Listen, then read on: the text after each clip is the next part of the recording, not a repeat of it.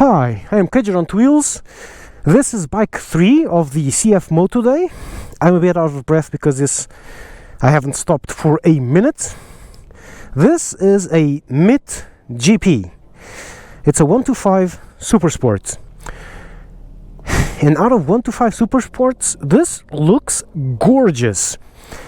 Now let's see if it actually can do the part, but it does look the part. It does have a 150 width tire at the rear, so it looks like it can deliver. I really like the looks on this. It looks just absolutely awesome. And even though I don't know this brand, nothing about it at all. At lunch I'm going to try to research what this brand is, but this is good. Completely unbiased review. I haven't seen this ever. The first thing I look when it's these kinds of bikes, these alternate brands, try to find where are they cutting corners, because these are cheaper than your regular Japanese ones. They have to be cheaper or else they won't sell. Where did they cut corners? Wasn't on the dash, because that looks pretty damn good. The whole bike looks pretty damn good, and I can't see a flaw in it. This looks good, this looks good. These chromes, which are usually pretty bad, they all look kind of good. The exhaust looks awesome. This is a very simple cover. Okay, yeah, bit of cost cutting here, but it doesn't look bad. Nothing here looks bad quality. Okay, this isn't a proper review. This is just an overview. They're just showing the bike, so take everything here with a grain of salt. It's just like the first impact. Someone crashed the bike, so if I fall over on the circuit, it's going to be onto the left side. But it looks pretty damn good. Pretty damn good. This is a bike for a young bloke to buy and have a ton of fun in and not spend a lot of money on. It actually looks pretty damn good. Let's see how this rides. Okay, so on to the circuit.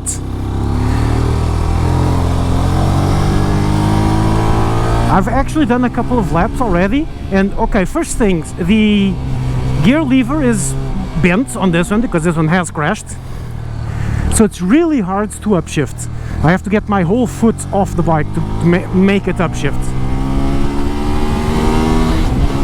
It's really hard, so gears are a bit clunky, but this works really well.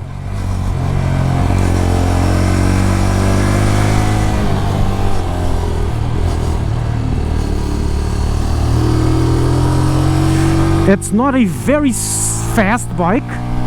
It's a 125, but it's not actually bad, to be honest. And like this, just leaning slightly, very comfortable. And if you lean over a lot, very comfortable. If you lean over, not by the extreme amount, there's a little edge here on the tank which hurts your leg a bit around here.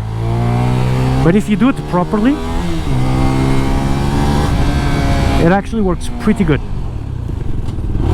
Let's let this one go by.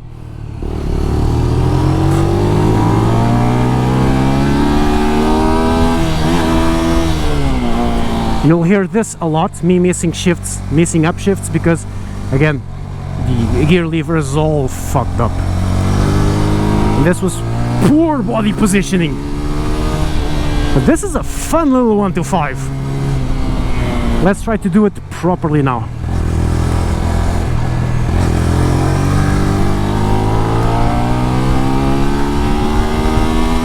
Oh, by the way, this is the first time I'm actually on a circuit, so feel free to shoot all kind of criticism at me, because I have very little idea of what I'm doing.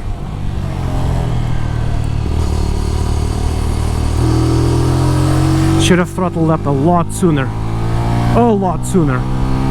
Who's behind me? Someone on a big bike? Probably.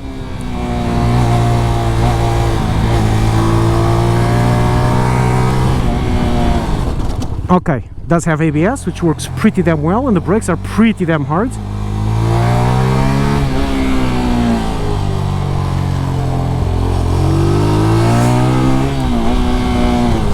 Goddamn upshifts.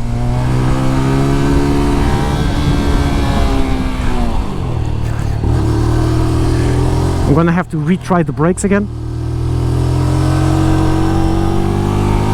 But on a little cartodrome like this, on a kart track, you don't really brake that hard, you just kinda slow down on a 125. So it's hard to judge braking hard.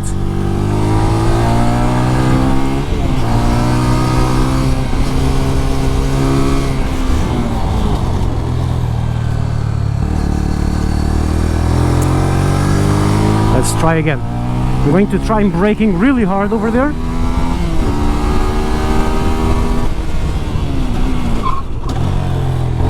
Nice, it works well. It's stable on braking, which is what you want.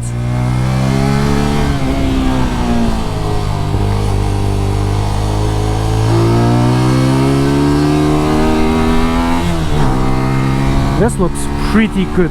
I like this quite a lot. It's a lot of fun. This is a most definitely fun bike.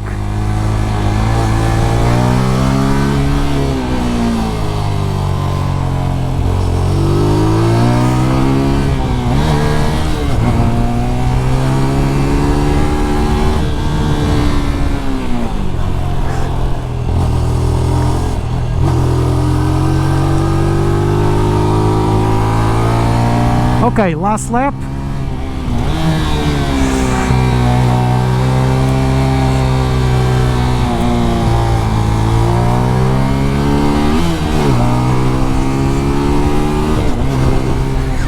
It's so hard to upshift on this one. And downshift is basically kicking the lever. Again, it's bent. It's not on the model. It's this one that has fallen over. That needs fixing. Really hard, really easy to brake with only 2 fingers too. I like everything about this bike. Takes me back to my RC125. It's just that nice. I'm going to do another lap. I love this one. This is a lot of fun bike. I have no idea on the price, but this thing had better be around 5,000 euros or 4.5. At least, because this is a bike on that range. If it's any less, it is a goddamn bargain. Oh, first gear.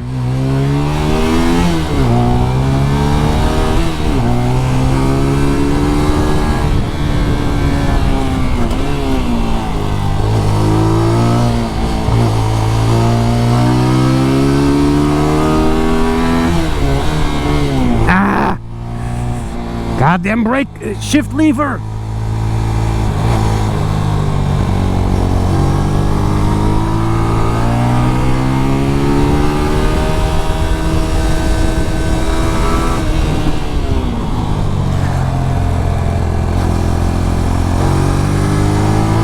I could do this a lot faster. I'm not going to upshift.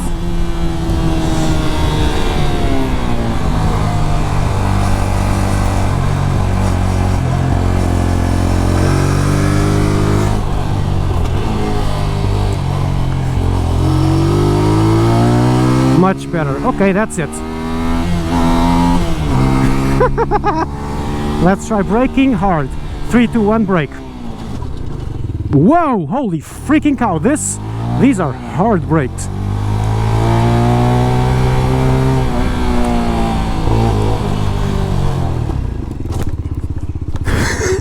Jesus Christ! Oh!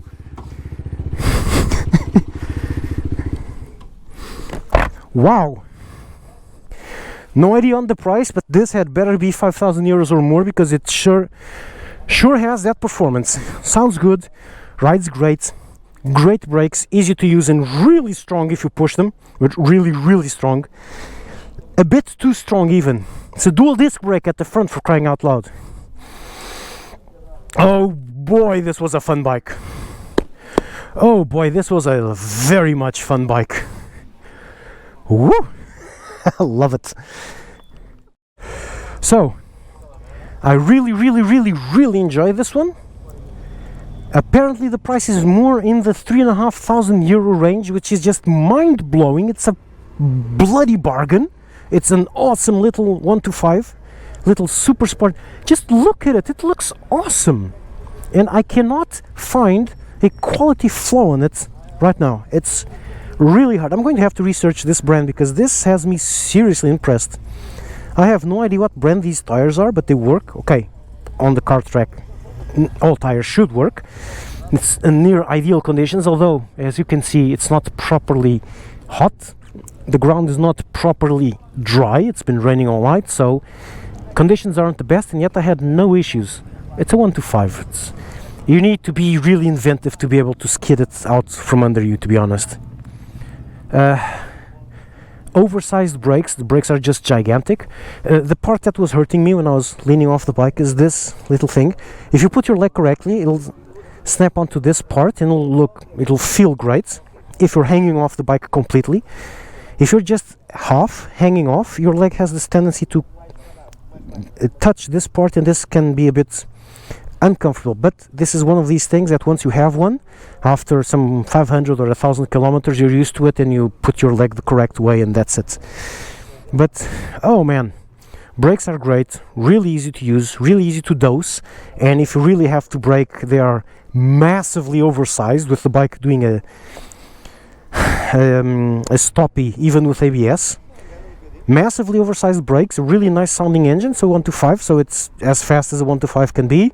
Looks great, and it's a bargain price. What more can a young bloke want? I am seriously impressed. I even like the bullhead logo on this one.